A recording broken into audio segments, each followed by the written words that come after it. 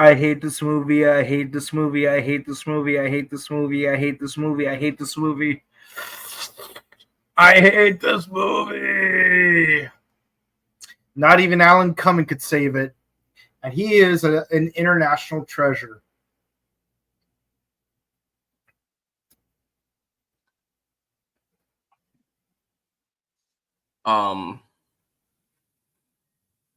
You know, there are certain things I would never say. I'm going to say a very taboo thing. I would rather watch Halloween 6, The Curse of Michael Myers again. So would I.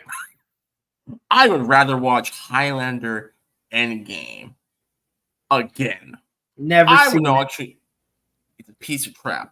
I would say Highlander the Source. No, it's not as bad as Highlander the Source. Highlander the Source is a piece of trash movie.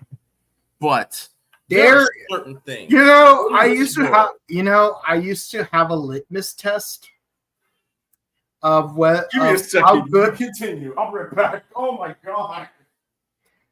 Okay.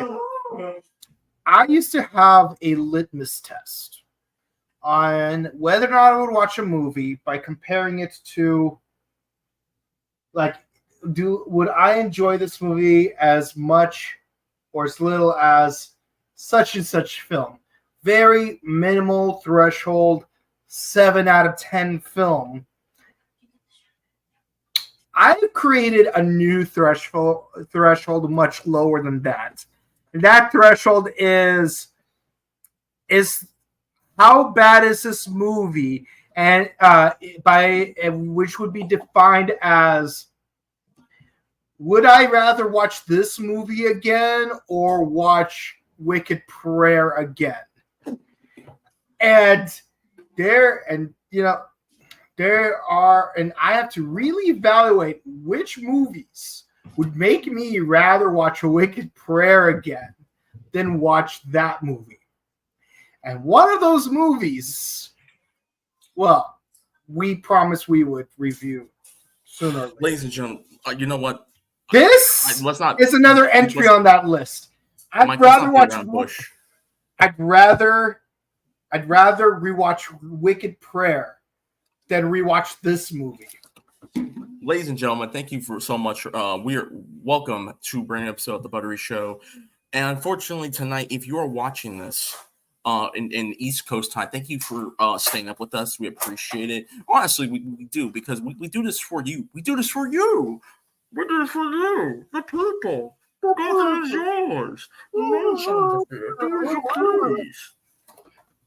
As we review Son of the Mask, which I want to, for the record, ladies and gentlemen, here's my lovely fiance. For the record, ladies and gentlemen, I have never seen Son of the Mask. This is my first time watching this movie. Never again, unless libations are involved in the watching, in the viewing of this movie. I am Leo. This is Mike. We're gonna get started, okay? Before we get into it, again, thank you guys so much for tuning in late at night. I know it's a late review. Our boy Mike over here just finished reviewing Kamen Rider Gaim in the Kamen Rider retrospect over on our sister channel, which is Morphin Network. So if you haven't yet, be sure to like, share, comment, subscribe to Morphin Network, and also be sure to like, share, comment, subscribe to the Buttery Show. Well, that being said, I'm just going to read this. Son of the Mask is a 2005 superhero comedy film directed by Lawrence Gutterman and a standalone sequel to The Mask from 1994. It is the second and final installment in the Mask franchise, an adaptation of the comic series of the same name by Dark Horse, blah, blah, blah. The film stars Jamie Kennedy, God bless you, my brother, as Tim Avery, an inspiring animator whose child is born with the powers of the Mask. It also co-stars Alan Cumming as Loki, whom Odin has ordered to find the Mask, alongside Trailer Howard, Cal Penn, Stephen Wright, Bob Hoskins as Odin, and Ryan and Liam Falconer as Tim's baby Alvy.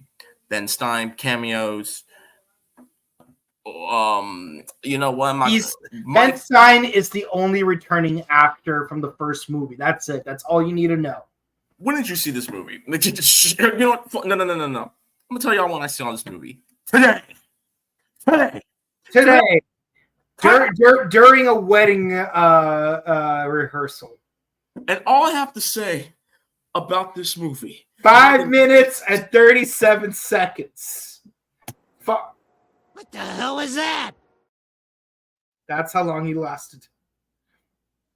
I almost quit watching this movie 3 times.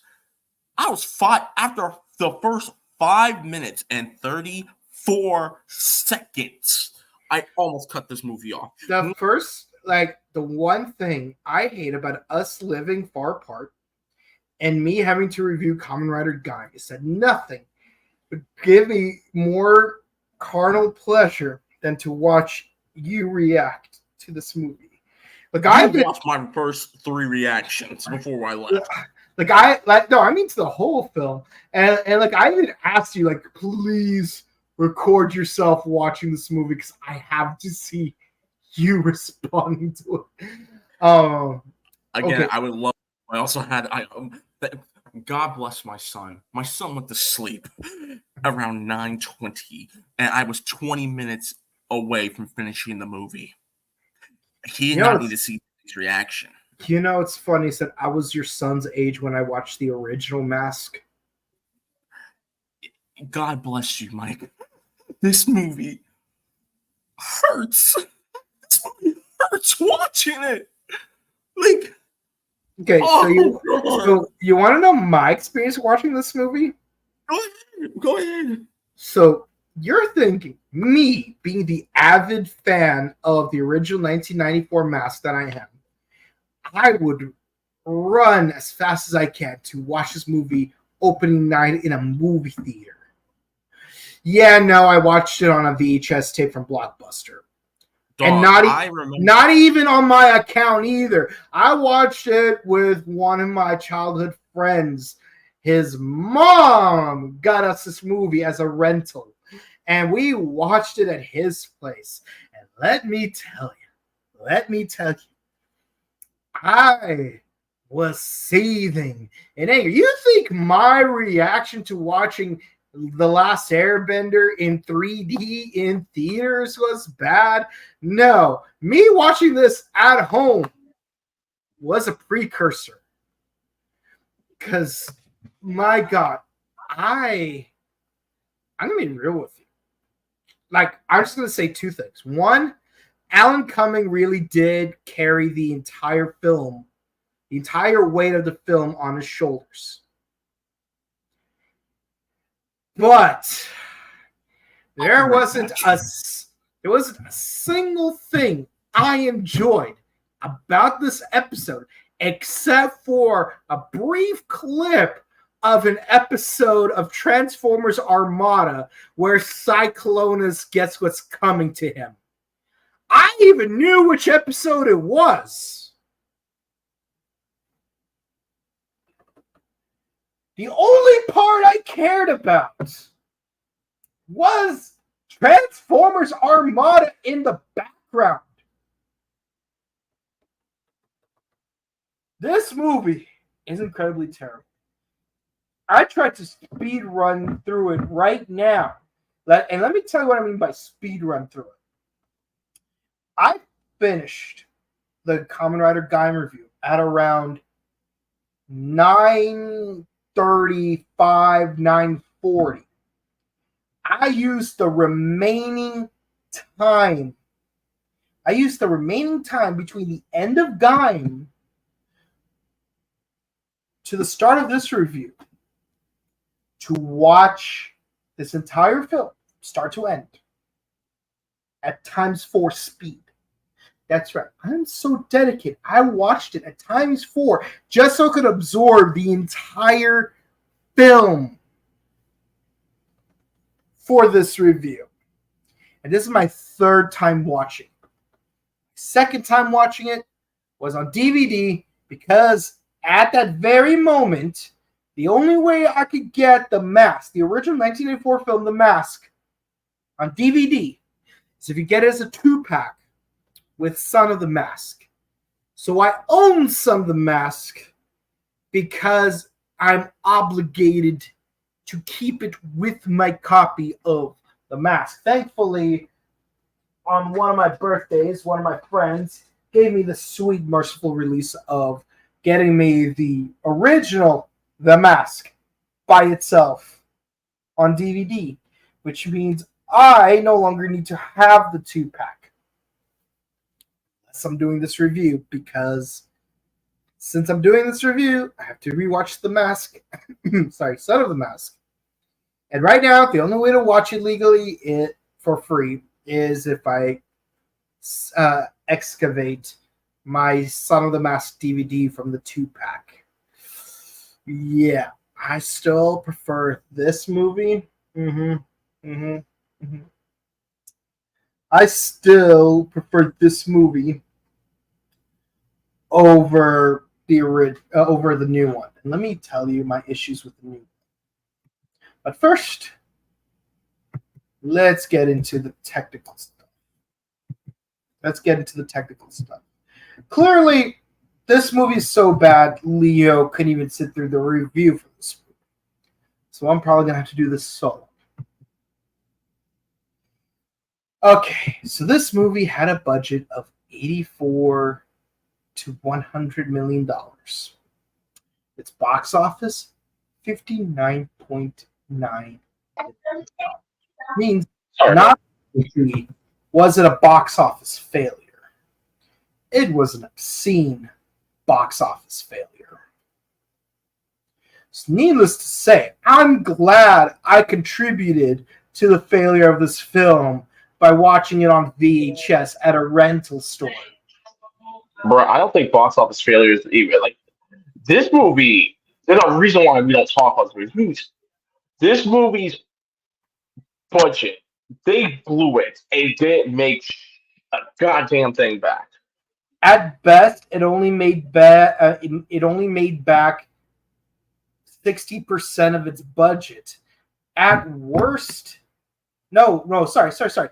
At best, it made back about 70% of its budget. At worst, it made back only 60% of its budget.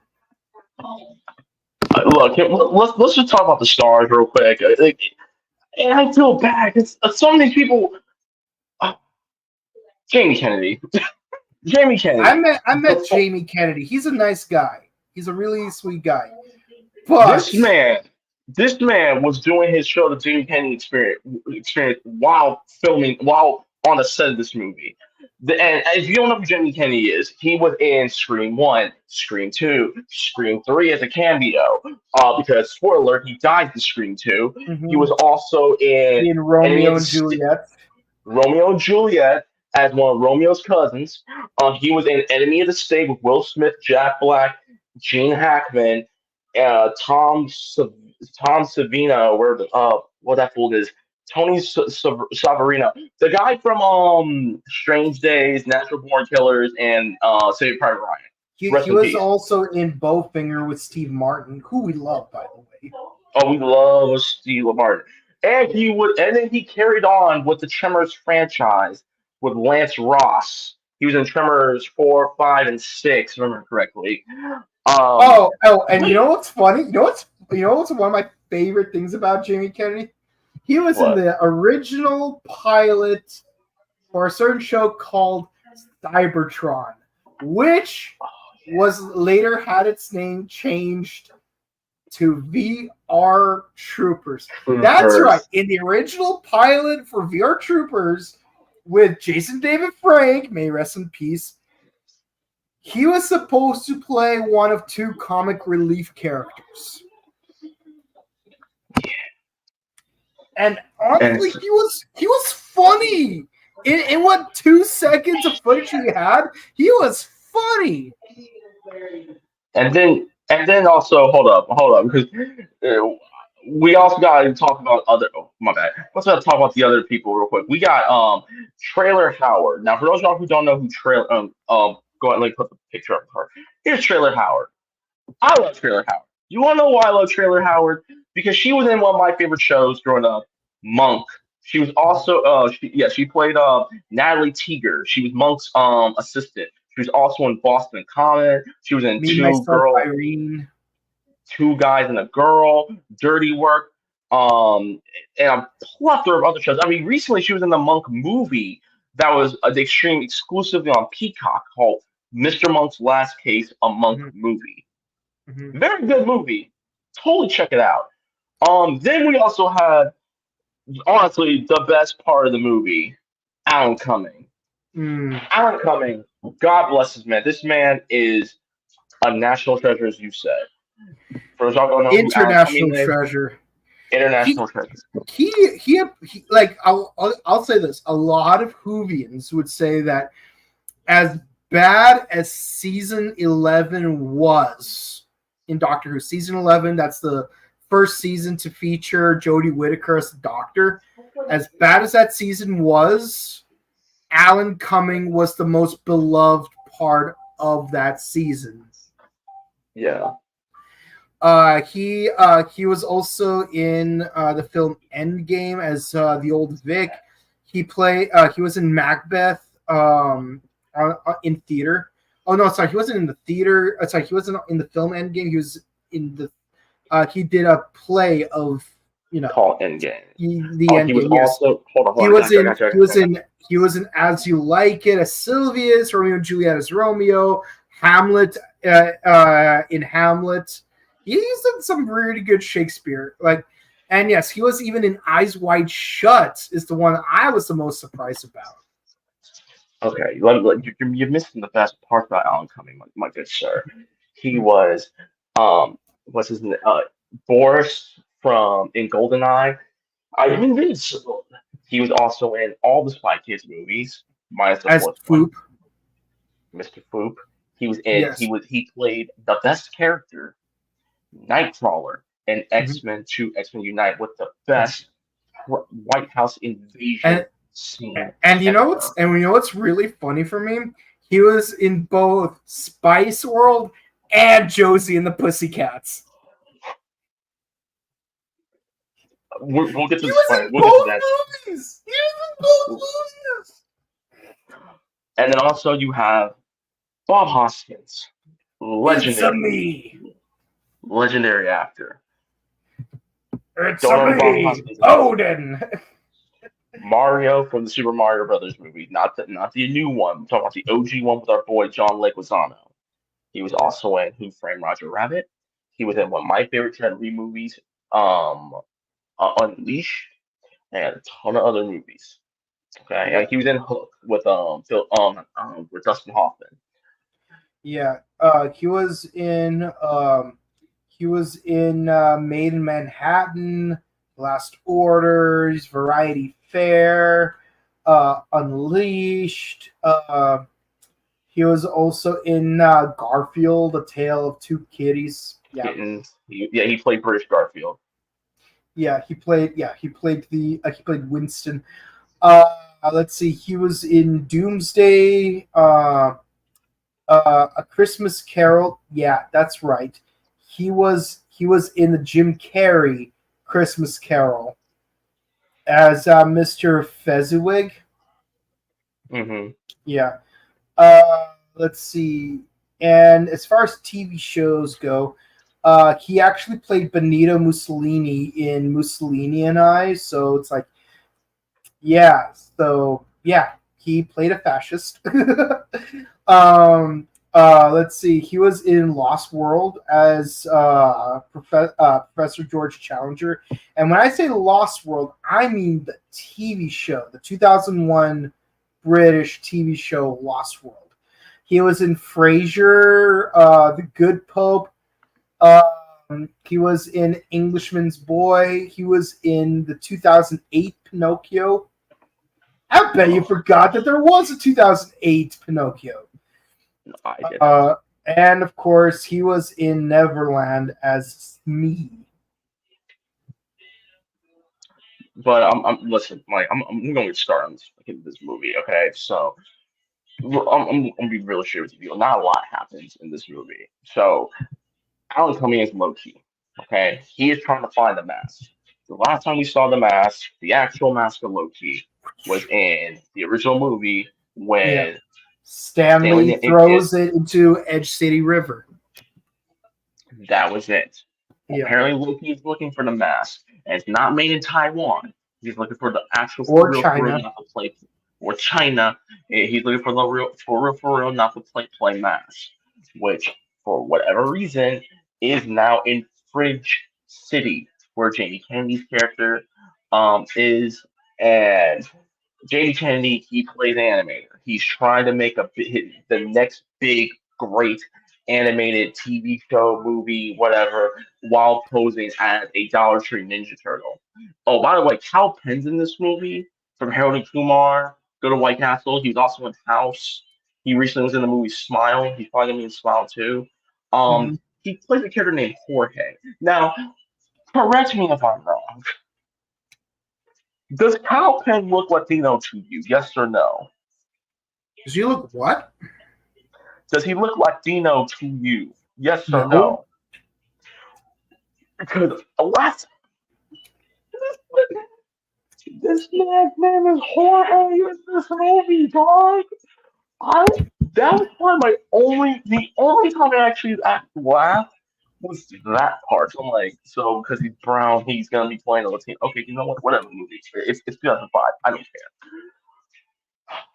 So he's trying to talk to not Matt Parker because he just do no Matt Stone because his boss looks like a Dollar Tree version of Matt Stone from South Park, and then all of a sudden he finds the Master Loki because his dog Otis, who looks like Milo, Guys, it's a finds Jack it. Russell Terrier. He puts it on. Hijinks ensues. They have this choreography that I swear to God, it's so By 2005. the way, I want to mention some behind the scenes stuff about the Go ahead. mask. Okay, so originally they did want to do a Mask 2, like with the original cast, with Jim Carrey, Cameron Diaz. There was even a Nintendo Power contest for the winner to have a cameo in the Mask 2, but the Mask 2 got canceled. Never happened. It Never. never happened. So Guess what? 11 Hold on. 11 years later, like between 1994 and 2005, 11 years. Don't have the original cast. You don't have the original director. You don't have the original writer. And most importantly, even the dog is dead by now. All right, well, I'm not a huge fan personally of the whole 3 weeks earlier teaser thing. I feel like, we should start our stories where they begin, not start them where they get interested. Get out. What? Why? Because at the end of the day, that Nintendo Power article, 'cause I remember that one, was fucking pointless. Just like this movie. And I, you have no shame in live cinema. Not only did you waste the time of these actors and actress, you wasted the time of Industrial Light and Magic. And anyone knows me. I love Industrial Light and Magic. For those who don't know who Industrial Light and Magic are, this is the same company that helped animate the freaking dinosaurs from freaking Jurassic Park. This is the same animation team that helped design all the cool CG from Death Becomes Her. And most recently, they're the ones who helped design the freaking monsters in the Quiet Place franchise. The clickers. Industrial Might and Magic has done so many wonders in this industry, and yet New Line Cinema wasted their fucking time. Mm-hmm. Again, I'm not pissed. I'm angry. I feel offended as a freaking movie, as a critic, and as a lover of movies that I literally just wasted 94 minutes of my life that I am never going to get back because the director or whomever wrote this god forsaken script didn't even try.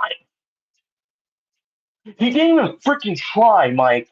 And that's what offends me the most about this movie. Because the entire time, after Jamie Kennedy, they had something going. Jamie Kennedy has the mask on while he's shagging his wife. And all of a sudden, she gets pregnant with their child, and their child's a freaking demigod. Because the child. Oh, hell no! Oh, hell no! Oh, hell no! Oh, hell no! Oh, hell no! Oh, hell no! Oh. You beat me to it. So, the mask, freaking. What? Jamie Kennedy's character smashes Trailer Howard. And they have a deity baby, essentially. They have a And demigod. we're completely glossing over the Frank Volley butchering because we don't even want to glorify the butchering of Frank Volley. Like freaking, like we tried to save Torley Orlando's house, we failed, but like, okay. I notice a lot of the scenes in this movie are trying to pay homage to the original film, but they completely failed to understand why they worked in the original film, but don't work here. Like it's like if you watch the if you've ever watched the what's his name, the Dr. Schaffhausen scene from what's it called? From Dirty Rod Scoundrels versus the Dr. Schaffhausen scene from The Hustle. You could see how the Hustle version did not understand why it was so funny in the original version. And by the original, I mean the second version because, there's Bedtime Story with Marlon Brando, but we're not talking about Bedtime Story. Yeah, we're not talking about that one now. Yeah. Anyways, it's like when there's more, Mike. There's more. I feel your pain. So, Trailer Howard's character leaves. Jamie Kennedy is now has a solo parent for the next week. He has to make a deadline and he's taking care of this child, not knowing that this child has superpowers. So hijinks ensues, and there's this whole subplot because the dog is supposed to be man's best friend. The dog gets jealous, like most animals do. Most of your pets will get jealous when you bring home another creature, aka a child. I can speak from as a father. I can speak from experience. My cat was so confused about when my fiance and I brought our son home after he was born. She did not know what the hell he was. What the hell he was. All she knows is it had a new smell. There's a new smell, a new scent, a new freaking aroma in the house, and that was a baby aroma. She didn't know what the hell was going on. She thought she was getting replaced, like most animals, until they build a friendship. Same here. I can understand where they're going with it. Mm-hmm. Here's the problem. You then involve two enforced abilities because you don't see Jamie Kennedy with the mask on until the end of the movie. Okay, here's the thing. Here's what I find funny. Hold on. The rest of the movie is Otis, the dog, with the mask on, fighting this baby, a demigod baby.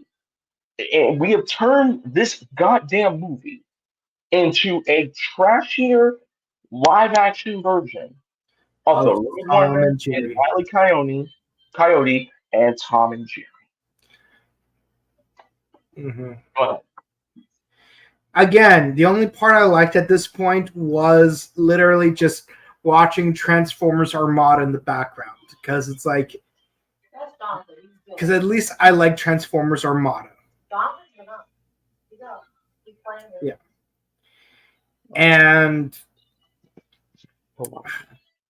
yeah, like a lot of the CGI effects are really terrible, and a lot of these scenes are very mean-spirited because here's the thing: I love my dog, both of my dogs. One of them passed away. The other is like relatively is much younger. It's just gonna be his birthday soon. Anyways, my both of my boys, I love them like they are my own sons. Okay, like when my first one died, it felt like I lost my own flesh and blood.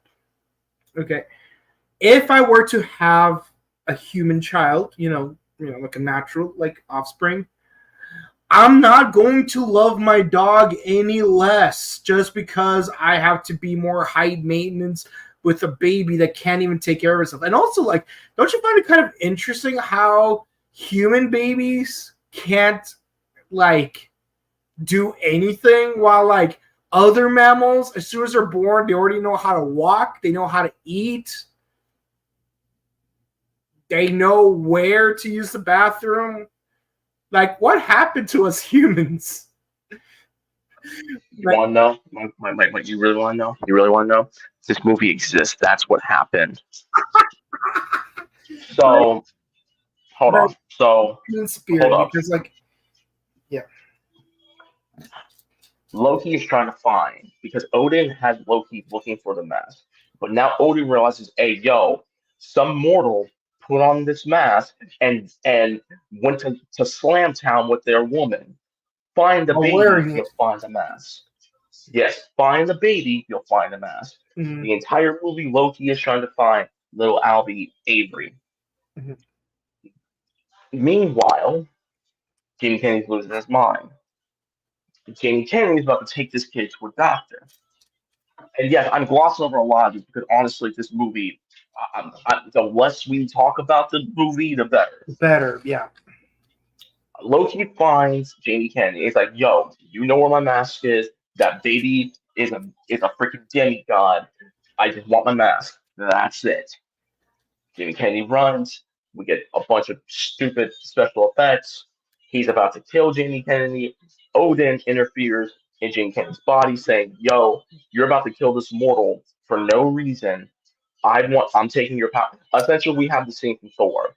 I'm stripping your powers. You're now mortal. Get out of my sight. How many times do we have to teach you this lesson, old man? For real, though, it's like, the baby's right there. Let your son speak.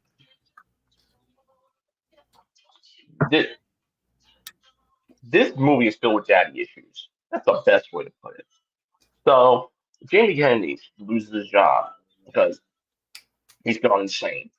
His wife's coming home because their neighbor, who looked like the white girl from Criminal Minds, the computer analyst, tells him, "Hey, yo, your husband's losing his mind." Jim Kennedy is just reassuring, "Hey, everything's okay. I got fired, but honestly, I think our son and I are finally bonding." The child realizes, "Hey, Daddy just lost his job, and we literally almost died fighting the god of mischief. Mhm. I'm gonna give him some love." It's like, at first the Loki. baby wants to drive his dad insane because he thinks that if he drives him insane, he'll go to an insane asylum and he could have mom all to himself. All to himself. Yeah, Which Oedipal complex, that's very common. Yeah, as a father, I can understand where the director was trying to go. Yes, like as a father, do I feel this sometimes? Not me, but I know do some fathers feel as if they're being replaced by the boy or child in general? Probably. I don't. I don't feel that way personally, but I know there's some fathers who do. First of all, you're not going to be replaced by a baby. Okay. If anything, we've already been replaced. I already knew the moment my son was If going to. anything, I'm more concerned about a dog getting replaced by a baby because sometimes people do get rid of their dogs because of a baby, and that freaking hurts me because, I mean, don't get me wrong, it's not like you could abandon the baby instead of the dog, but the thing is, it's like there's got to be some kind of compromise where it's like you don't get rid of either of them. Yeah. Because they're both part of your family. It's like, but no, and you're right about that. Yeah. But again, Mhm. I personally didn't feel as if I was getting replaced when my son was born. But if anything, my brother and I, who are parents now, we realized that, hey, grandma doesn't get about me. It doesn't give a damn about me. Doesn't give a damn about my brother. Doesn't give a damn about my fiance. Doesn't give a damn about my brother's wife. She just wants the grandkids. She wants to spoil the grandkids. We're adults now. That's it. But I digress. So Otis leaves.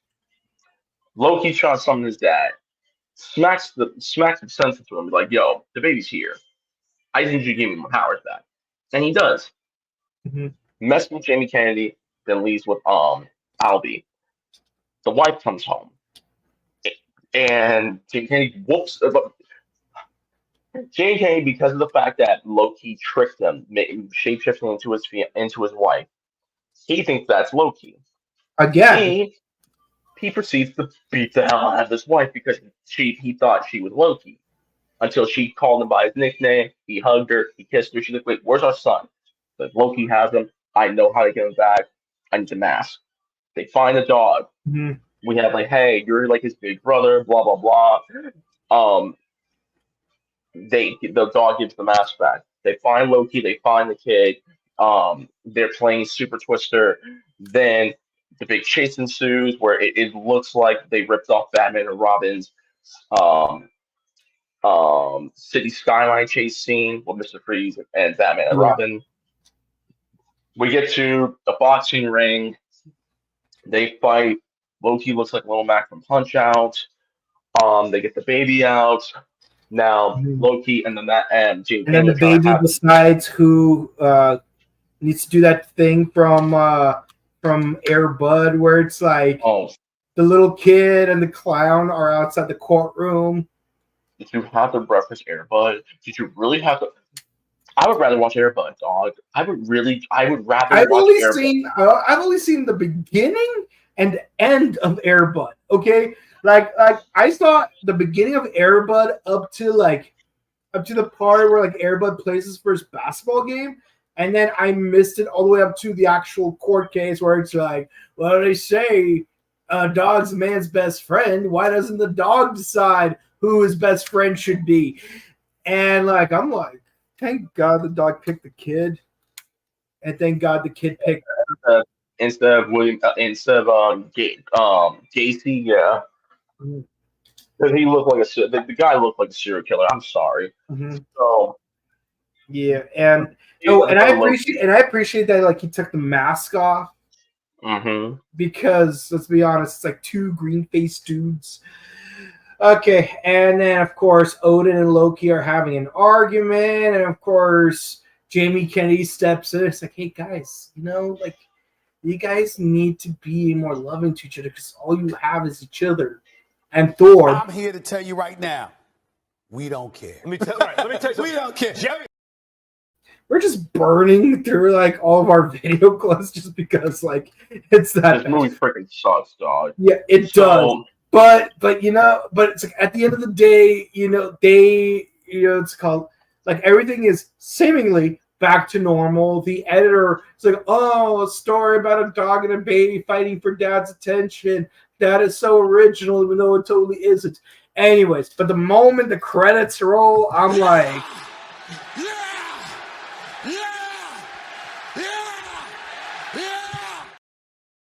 the best scene in the movie is the scene from Transformers Armada. Second best scene, the end credits. It's like, that Robot Chicken skin where it's like just the good parts, where it's like a bastard and a basket, and then it's like Peter Jackson's King Kong goes straight to the end credits. Yeah, if it was Son of the Mask, just the good parts, it would be the part where Cyclonus gets his butt kicked, and then end credits. Okay. All right, you know what?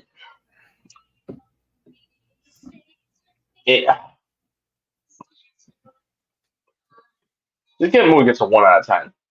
I'm sorry, I have nothing else to say. This movie is dreadful. It is painful. I felt agony watching this movie. And what's the messed up part? You know what movie I watched a few days before this? Lighthouse, with Robert Pattinson and Willem Dafoe. I watched Batman and Green Goblin beat the hell out of each other drunk. And I watched Batman have certain fantasies about a mermaid, I'd rather watch that again. It was a good movie. Why are we here? Mike? Why? Why do you have to subject? I understand. Why do you have to subject me to this movie? That's I the don't ever theme of want the to hear you month. talk. I don't ever want you to ever talk about Speed 2 Cruise Control ever again. I don't want Look, anyone. look. All I said was Speed 2 Cruise Control was mid. It won't ever live up to the original Speed. But at least Speed 2 Cruise Control was a better movie than Son of the Mask.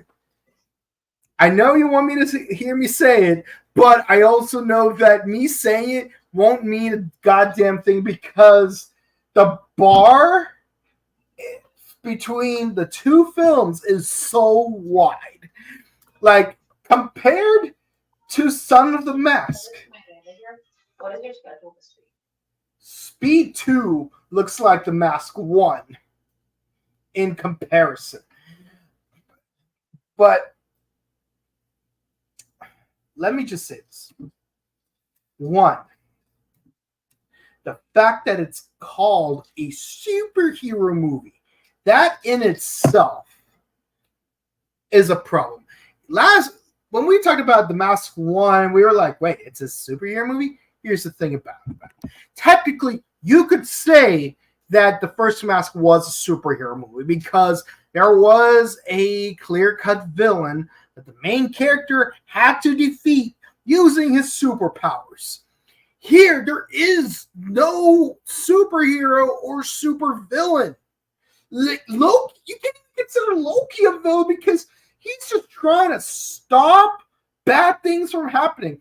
Now, mind you, he's doing bad things in the process. But he's actually the hero because God knows what horrible things Baby Albie would have done if left unchecked. And there would literally be no conflict in this film if Loki just showed up and just explained, hey guys, listen, I know it's going to sound weird, but I am Loki, God of Mischief, and your son has my powers. I need to neutralize them. Don't worry, it won't hurt your son, but I do need the mask that you use to make him so that more bad things won't happen. In case you don't believe me that I'm Loki, I can do this.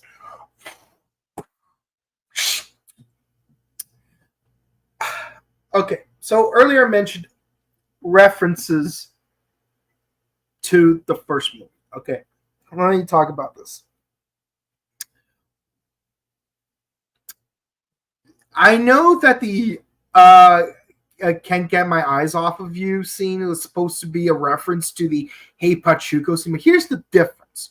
One, nobody knows who the mask is. No one knows it's Stanley.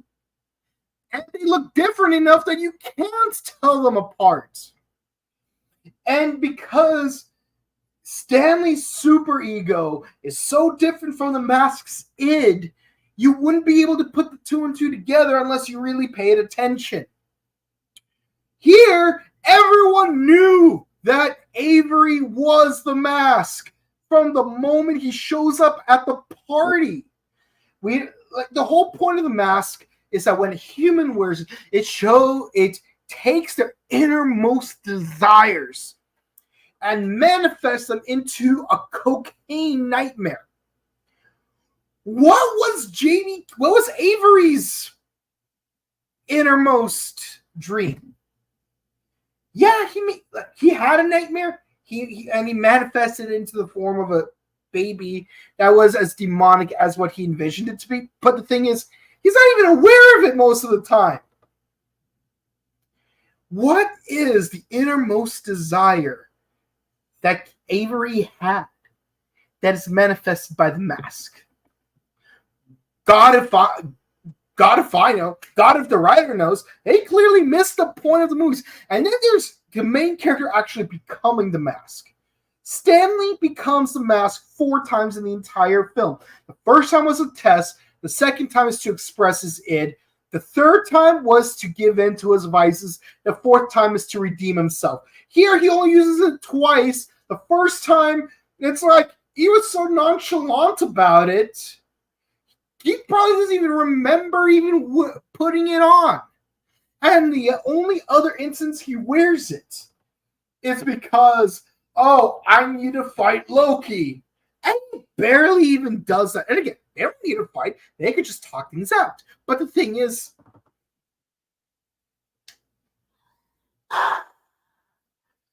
a lot of the slapstick's really bad. Even the camera movements are very cartoonish. What made the first movie so aesthetically authentic, what made it so unique, is that the way every shot is filmed, it is shot like a serious noir drama with cartoon elements in it. So you have this out of place thing of having these cartoon powers. It doesn't match the tone of everything else around the character, which is what made it appealing.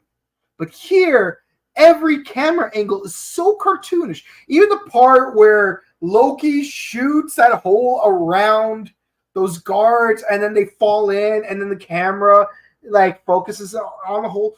Tell me that the way the camera was moving wasn't cartoonish. Bro, we completely glossed over how bad the camera work was in this movie. I'm just gonna say this right now.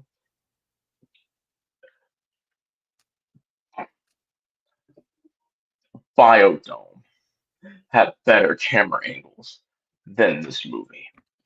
Biodome had better writing than this movie. And it hurts me to say that. No. I would rather watch Taken 3. And I've Taken only 3, watched the first one. I've only watched the first one. It took 14 cuts for Liam Neeson to hop over one freaking fence. I would rather watch Liam Neeson for 14 cuts hop over a freaking fence than ever have to see another extreme close-up of Jamie Kennedy, another extreme close-up of the dog, another extreme close-up of the baby, and another extreme close-up of Loki, Alan Cumming, ever again. And in the end, this movie is reduced to basically being a god-awful ripoff of Tom and Jerry. Like there's so many Tom and Jerry ripoffs out there. Some of them aren't even ripoffs. Some of them just have a similar premise. Coyote and Roadrunner. The what's called the Wolf and the Rabbit from the Russian cartoons. What else is there? What's it called? Freaking Elmer Fudd and Bugs Bunny. Elmer Fudd and Daffy Duck sometimes. Yeah. Porky Pig and Daffy Duck sometimes. Sylvester the Cat and Tweety Bird. The Bugs Bunny and the freaking orange monster thingy. Mm-hmm. So there's not that much else to say about this movie, bro. I think we've torn this movie asunder enough. Mm-hmm. I will just say this: unless libations are involved in your next bad movie night, ladies and gentlemen, if you don't have any sort of libations or snacks or munchie meals, there's no reason whatsoever that you should find a Blu-ray version of this movie. It is free on YouTube. This movie is free on YouTube, not the first movie. The first movie you still need to pay $5 if you want to own it via YouTube. For me, I only have it on DVD because it came as a 2-pack. Yeah, but other than that, I'm done, dog. I would, you know what I'm gonna do? I'm going to watch Tron Legacy for the next 30 minutes before I have to go to sleep. And to wash the taste of this movie out. Because, yeah. Let's get to the comments. Also, one last thing. Hey Pachuco. Go ahead. Hey Pachuco. Like I need to talk about Hey Pachuco. In the original Hey Pachuco, they weren't a bad band. They were a good band. They were working at the Coco Bongo. Everyone was loving them. The only thing the Mask did is just change their outfits, and they ran with it. That's all they did. Here, they had a terrible band, and somehow the Mask used its influence to turn them into a Broadway musical where they do Frankie Valli in multiple styles for no reason. He turned the chicks literally into the watered down version of the Spice Girls and the Pussycat Dolls combined. Yeah. I'm done, bro. Listen, it's okay. It's okay. There's better movies out there than this, okay? I love how much you guys hate this movie, and you are right to hate it. Thank you. It really feels like an expensive, poorly written Tom and Jerry movie. Even the new Tom and Jerry movie with Chloe Grace Moretz was better. Yes, it was. Yes, keep tearing this movie asunder. We could do this all night, but we both have work in the morning. I'm sorry. Alan Cumming was done dirty here. Yes, and Alan Cumming, God bless you, man. The moment when I see your magnificent self again, the first round drinks are on us. Okay, Power Rangers had a better Thor and Loki. Yeah, it did. Yeah, and you know what? With that being said, Mike, what's the next movie? Please tell me it's a good one. Well, consider that it's called Awesome Movies with Lackluster Sequels. Of course, the next movie will be a good movie. I can't say the same thing about the movie after it. But I do find it interesting that in the terms of lackluster, Speed 2 was on the better end of lackluster, while this movie was on the far, far worse end of lackluster. But I'll say this. Speed was a good movie, and The Mask were both good movies. So for our third movie, we'll just pull an actor from these two movies and then bring them together. That's all I'm going to say. Okay. Yeah. I'll be looking forward to it at some point. We'll take an actor from Speed and an actor from The Mask. We're going to put them together into one movie. I like the sound of that. Mike, where can people find you, dog? You can find me on Instagram at Boken_Kabuto and on Twitch at twitch.tv/BokenKabuto. You lovely people can find me on Instagram and Twitter, X, Twitter, whatever we're going to be calling it nowadays. Thanks, Elon Musk. At the Rex_Fox. Twitch.tv/RecklessFox. As I said before, I'm going to be returning to streaming on Twitch sometime in October and at full time November. Once everything in my personal life gets situated, good things are happening. Very happy about that. I just need to keep playing Tetris. Until then, yeah. Also, be sure to comment, like, and subscribe to us on YouTube, Facebook, Twitter, Instagram. Yeah. We do various movie reviews. We've done Crow films, Shrek films, Naked Gun films, a bunch of 90s films, even more 90s films. We did the 2 Speed movies, the 2 Mask movies. And you could check, we've done vlogs. Definitely check all that out. And be sure to follow our sister channel, the Morphin Network, where we do Ultraman, Kamen Rider, Super Sentai. And we just did the first 5 episodes of Kamen Rider Gaim. So be sure to check all of that out. And we also did interviews with various actors on that for that channel. And we just uploaded one today. So definitely check that out. And with all that said, guys, we hope you have a great rest of your week. This movie. Yeah, F this movie. F this movie. We don't like to swear on this channel, but F this movie. I'd rather watch Wicked Prayer again. At least that movie had a plot. Not a good one, but at least it had a plot. Bye, guys. I'd rather watch Halloween 6 again. Bye. Also had a plot.